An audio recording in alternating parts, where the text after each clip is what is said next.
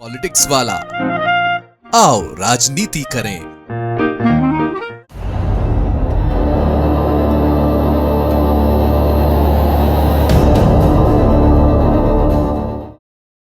दिल्ली की जवाहरलाल नेहरू यूनिवर्सिटी में दिल्ली दंगों के आरोपी उमर खालिद और शर्जील इमाम के समर्थन में नारेबाजी का वीडियो आज सामने आया है, जिसमें वो पीएम मोदी और गृह मंत्री अमित शाह की कब्र जेएनयू में खुदने के नारे लगा रहे हैं। तरस आता है ऐसी सोच पर, जहां नफरत की इंतहा ऐसी कि बस कब्र खोद दो। पीएम मोदी की, गृह मंत्री अमित शाह की, शर्जील इमाम और उमर खालिद को जमानत नहीं मिली तो क्या सबकी कब्र खोद देंगे? अरे भाई, फैसला अदालत का है, लेकिन कब्र खोदेंगे मोदी शाह की। क्यों? अजीब जहनी बीमारी है ये। बेशक ये लेफ्ट विंग के लोग हैं, यानी विचारधारा के नाम पर अराजकता के पोषक।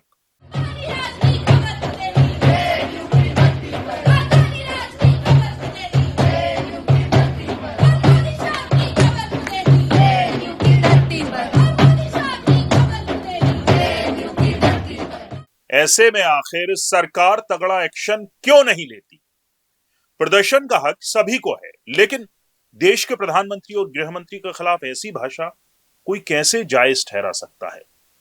नमस्कार, आप देख रहे हैं पॉलिटिक्स वाला। मैं हूं राशिद अहमद खान। 35 सेकंड का, जी हां, 35 सेकंड का एक वीडियो सामने आया है दिल्ली के जेएनयू से। इसमें छात्र मोदी शाह की कब्र खुदेगी जेएनयू की धरती पर, जी हां, यही नारा लगा रहे हैं और गाते हुए दिख रहे हैं।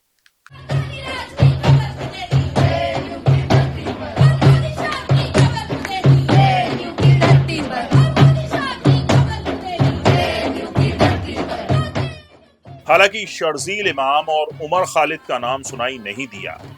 ऐसा कहा जा रहा है कि ये छात्र उमर खालिद और शर्जील इमाम की जमानत नामंजूर होने का विरोध कर रहे थे। वीडियो सोशल मीडिया पर वायरल हो गया है। आप भी देखिए और सोचिए ये हो क्या रहा है।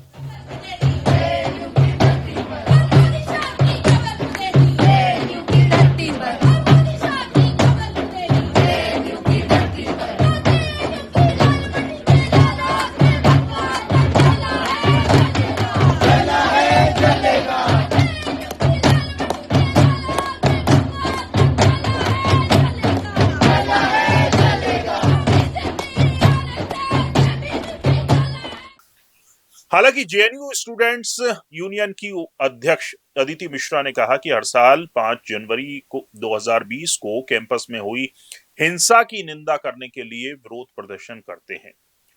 मिश्रा ने न्यूज एजेंसी पीटीआई को बताया कि विरोध प्रदर्शन में लगाए गए सभी नारे वैचारिक थे और किसी पर व्यक्तिगत हमला नहीं करते हैं। वे किसी के लिए निर्देशित नहीं थे। अगर नहीं थे निर्देशित तो ये क्या हो रहा है? अगर किसी का नाम नहीं लिया तो फिर कैसे ये नारे लगे? दिल्ली पुलिस के एक सीनियर अधिकारी ने कहा है कि नारों के संबंध में अब तक कोई शिकायत नहीं मिली है। उधर इस पर राजनीति भी शुरू हो गई है। कांग्रेस नेता उदित राज ने इसे जायज ठहराते हुए कहा कि ये गुस्सा जाहिर करने का एक तरीका है।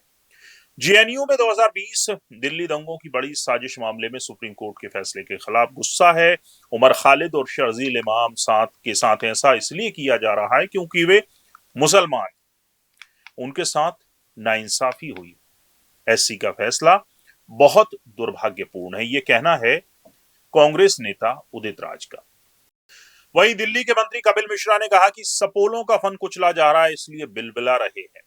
ये कुछ लोग हैं जो आतंकवादियों के समर्थन में, नक्सलवादियों के समर्थन में, सुप्रीम कोर्ट के खिलाफ और ये जो दंगाइयों के समर्थन में नारे लगाते हैं, लेकिन इनके नारों से अब कुछ होने वाला नहीं है। ये जहां नक्सली होते थे वहां नक्सली खत्म किए जा रहे हैं, जहां आतंकवादी होते थे वहां आतंकवादी खत्म किए जा रहे हैं, और जिन्होंने दिल्ली के खिलाफ साजिश रची ऐसे दंगाइयों को भी सुप्रीम कोर्ट सजा देने वाला है। और इसके साथ साथ ये जो सपोले हैं, अब इनका फन कुचला जा रहा है, इसलिए ये बिलबिला रहे हैं। इधर मोहन सरकार के मंत्री विश्वास सारंग ने इसकी कड़ी निंदा की है। जो वायरल हो रहा है वीडियो, उसकी कड़ी निंदा की है और कहा है कि ये देशद्रोह है। देखिए, जेएनयू में जिस प्रकार से नारेबाजी हुई है, ये निंदनीय भी है और देशद्रोह भी है। ये आपत्तिजनक है, देशद्रोह है। परंतु इस देश में जो देश से प्यार करने वाले लोग हैं वो ऐसे नारों को, ऐसी मानसिकता को कहीं भी किसी भी तरह से स्वीकार नहीं करते। वहीं बीजेपी विधायक रामेश्वर शर्मा ने कहा कि ये अर्बन नक्सली हैं। हिंदुस्तान में कुछ तथाकथित जो है अर्बन नक्सलाइट आतंकवादियों के रूप में पैदा हो रहे हैं, लेकिन जिस तरह की बदतमीजी वहां उन्होंने नारे लगाकर की है और जिनको गाली दी है देश के प्रधानमंत्री जी और देश के गृह मंत्री जी को, और वो कह रहे हैं कि उनकी कबर खोदेगी, तो ये समझ लेना चाहिए कि बदतमीजी भाषा बोलना बंद करो। दूसरों की कबर खोदने से पहले खुद के कबर के गड्ढे सुरक्षित कर लो। हालांकि रामेश्वर शर्मा दिग्विजय सिंह को जबरदस्ती बीच में खींच लाए। अब आपको पूरा मामला बता देते हैं। दरअसल 2020 में हुए दिल्ली दंगों के केस में शर्जील इमाम 28 जनवरी 2020 से और उमर खालिद 13 सितंबर 2020 से हिरासत में है। सुप्रीम कोर्ट ने 5 जनवरी 2026 को यानी कि कल उमर और शर्जील की जमानत याचिका खारिज कर दी थी। 1 साल तक इस मामले में अब वो जमानत याचिका दाखिल भी नहीं कर सकते हैं। इन्होंने दिल्ली हाईकोर्ट के उस आदेश को चुनौती दी थी जिसमें 2020 के दिल्ली दंगों से जुड़े मामले में उन्हें गैर कानूनी गतिविधि रोकथाम अधिनियम यानी कि UAPA के तहत जमानत देने से इनकार किया गया था। उमर जमानत के लिए निचली अदालत से सुप्रीम कोर्ट तक 6 बार याचिका लगा चुका है। दिल्ली में फरवरी 2020 में हिंसा भड़की थी। इसमें 53 लोगों की मौत हुई थी, 250 से ज्यादा लोग घायल हुए थे, 750 से ज्यादा FIR दर्ज की गई थी। तो कुल मिलाकर शर्जील इमाम और उमर खालिद की सुप्रीम कोर्ट ने जमानत याचिका खारिज क्या की।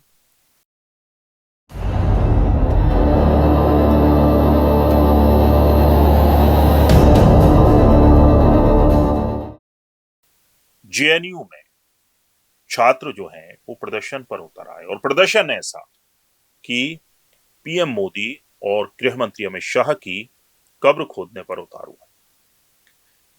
इस खबर पर आप क्या सोचते हैं, इस वीडियो पर आप क्या सोचते हैं, हमें कमेंट कर बताएं। पूरा वीडियो देखने के लिए शुक्रिया। वीडियो पसंद आया हो तो लाइक कीजिए, शेयर कीजिए और हमारे चैनल पॉलिटिक्स वाला को सब्सक्राइब जरूर कीजिए। नमस्कार।